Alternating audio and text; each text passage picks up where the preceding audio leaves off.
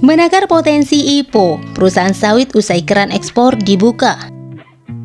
Dibukanya ekspor crude palm oil (CPO) memberikan potensi besar bagi perusahaan sawit untuk mencatatkan sahamnya di Bursa Efek Indonesia (BEI).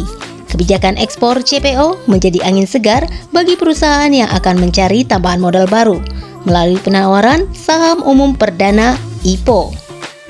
Komisaris PT Nusantara Sawit Sejahtera (NSS) Robianto mengatakan perusahaan kebun sawit ini akan menjadi momentum kenaikan harga CPO untuk melepas saham ke publik di tahun ini. Tujuannya adalah meningkatkan kapasitas bisnis dan memastikan tata kelola perusahaan menjadi lebih akuntabel dan transparan karena menjadi milik publik, terang Robianto, Jumat 17 Juni 2022. Dalam IPO, manajemen menargetkan perolehan dana sebanyak-banyaknya 900 miliar rupiah.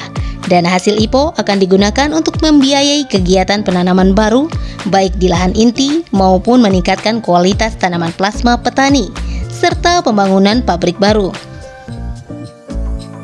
Head of Equity Research PT Ekuator Swarna Sekuritas David Sutianto menganalisis, selain dukungan dari kenaikan harga minyak sawit mentah, kinerja produsen minyak sawit akan meningkat karena pemerintah telah mengembalikan kebijaksanaan ekspor CPO. Kebijakan pemerintah membuka kembali ekspor menjadi potensi besar bagi saham-saham yang mau IPO. Tetapi, memang perlu dicermati juga iklim investasinya bagaimana. Kalau emiten sawit sih, saat ini sedang booming, pasti ada saja yang mau beli, ungkapnya di Jakarta Jumat 17 Juni. Sebelumnya, di awal tahun pemerintah menaikkan batas maksimal ekspor atau domestic market obligation dari 20% menjadi 30% dari total produksi. Saat ini, kebijakan kembali ke DMO 20% sejak 23 Mei 2022. Dia mengatakan untuk saham emiten sawit yang sudah terlebih dahulu tercatat di Bursa Efek Indonesia, hampir semua mencatatkan kenaikan harga.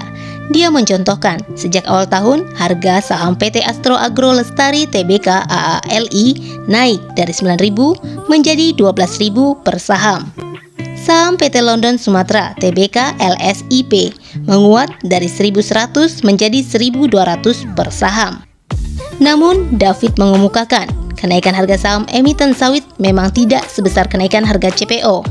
Kondisi ini menurutnya terjadi karena pasar masih mencermati konsistensi kebijakan pemerintah